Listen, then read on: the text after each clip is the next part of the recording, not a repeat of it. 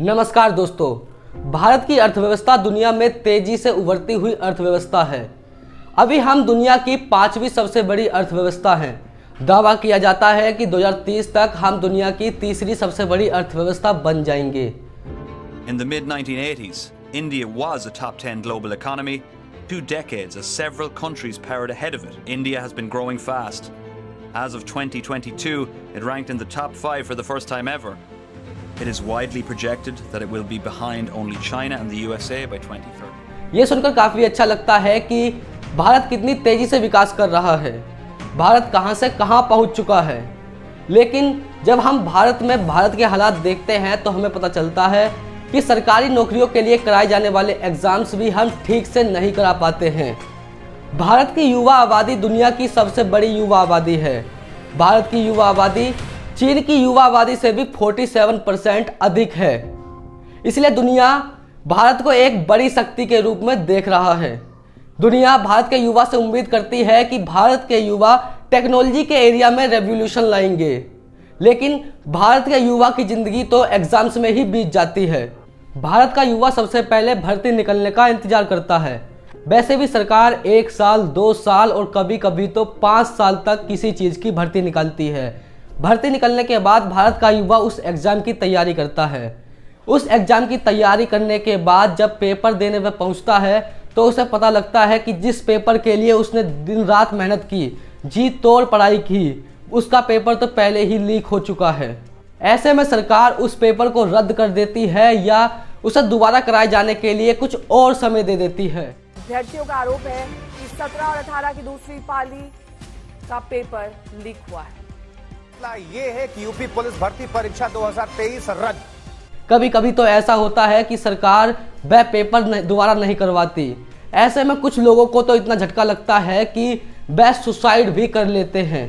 भारत का युवा दोबारा पेपर कराए जाने की मांग और न्याय के लिए आंदोलन करता है तो उन युवाओं पर न जाने कितने तरीके के केस कर दिए जाते हैं। उल्टा हमारे पर फायर हो गया।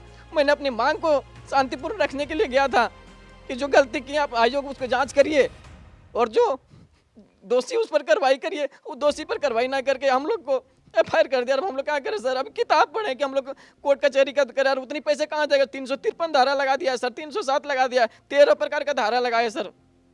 और भारत का युवा इसी तरह इस मकर जाल में फंसा रहता है।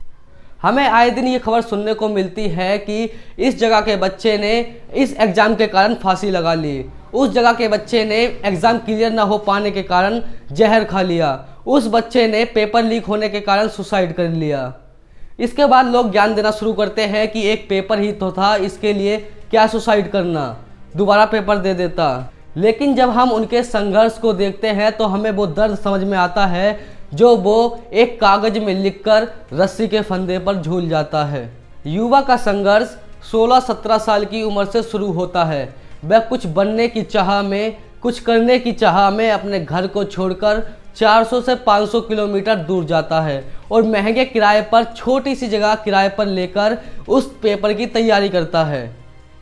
परिवार साथ ना हो पाने के कारण वह युवा खुद ही खाना बनाता है। कभी कभी तो काम इतना बढ़ जाता है कि उस युवा को सिर्फ एक समय का खाना खाकर ही सोना पड़ता है। उसकी तबीयत बिगड़े या कुछ भी हो, उसे सब काम खुद करने पड़ते हैं।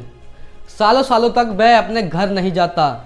चाहे कोई फंक्शन हो, इवेंट हो, वह सब कुछ सेक्रीफाई करने के लिए तैयार होता है। वह सोचता है कि आज थोड़ी परेशानी झेल लूँ, ये अंधेरा भी कल दूर हो जाएगा। लेकिन इसी बीच उसे पता चलता है कि वह 18 साल से 30 साल का हो गया है और वह आज भी वही काम कर रहा है जो वह 18 साल की उम्र में कर रहा था। आप कितने साल के थे? सर उस समय हम 18 साल के थे और अभी हम 30 साल के हो गए। 30 साल के हो गए।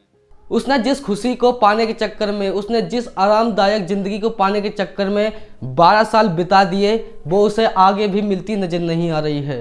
यूपीएससी का जब लास्ट अटेम्प्ट खत्म हो गया तो वो 7 साल, ये बता रहे 7 साल इन्होंने तैयारी कर लिया। आप भी 7 साल तैयारी की? 12 साल से।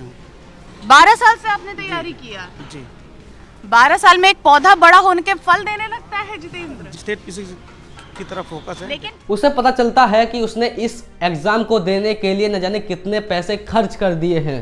माता पिता को एक उम्मीद देकर निकला ये युवा अब कुछ ना बन पाने के कारण ये सोचता है कि अब मैं घर जाकर किस तरह से कहूँगा कि मैं कुछ नहीं बन पाया, मैं कुछ नहीं कर पाया। और मैं 2 साल से गांव में भी नहीं गया अभी तक। दुख है सर, क्या बोलूं। मैं अपने दुख और पीड़ा को किसी पर सामना नहीं कर सकता हूं सर।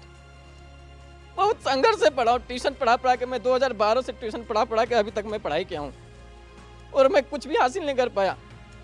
और ये बातें उसके दिमाग पर इतना असर करती है कि उसे लगता है कि सुसाइड करने से बेहतर रास्ता अब कोई बचा ही नहीं है, और वह ये सोचकर हंसते खेलते फांसी के फंदे पर झूल जाता है। भारत में हर रोज 35 छात्र अपनी जिंदगी खत्म कर रहे हैं, सुसाइड कर रहे हैं।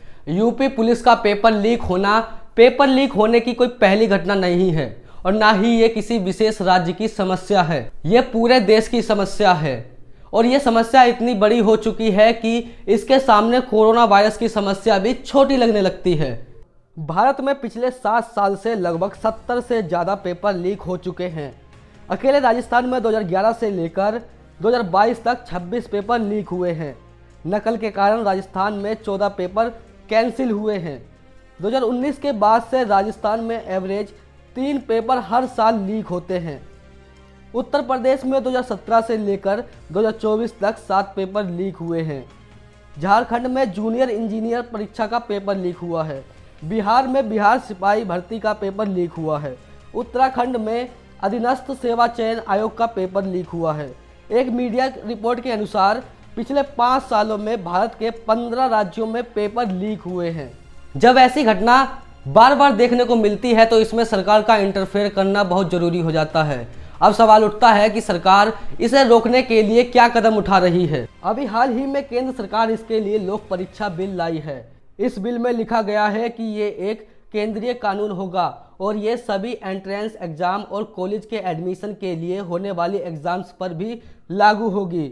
अगर परीक्षा में नकल करते हुए या दूसरे की जगह परीक्षा देता हुआ कोई पाया गया तो कम से कम 3 साल की सजा होगी और 10 लाख का उसे जुर्माना देना होगा। यदि पेपर लीक और नकल में परीक्षा कराने वाली एजेंसी शामिल पाई जाती हैं तो परीक्षा का पूरा खर्चा वसूला जाएगा। इसके साथ ही संपत्ति भी जब्त की जा सकती है। इनमें UPSC, SSC, railway, banking, JEE, NEET जैसी सभी कंप्यूटर आधारित परीक्षाएं शामिल होंगी। इस बिल से दावा किया जाता है कि ये बिल आने के बाद कोई भी पेपर लीक नहीं होगा। अगर ऐसा है तो इस बिल को जल्दी से जल्दी कानून बना देना चाहिए, जिससे भारत के युवा का भविष्य दांव पर ना लगे, फिर आगे किसी युवा की जान ना जाए, फिर किसी युवा की मेहनत बर्बाद ना हो। अगर वीडियो अच्छी लगी हो तो वीडियो को लाइक करें और किसी और टॉपिक पर जानना हो तो उसके लिए कमेंट करें और चैनल को सब्सक्राइब कर दें, जिससे हमारी आने वाली वीडियो आपके पास सबसे पहले पहुंचे।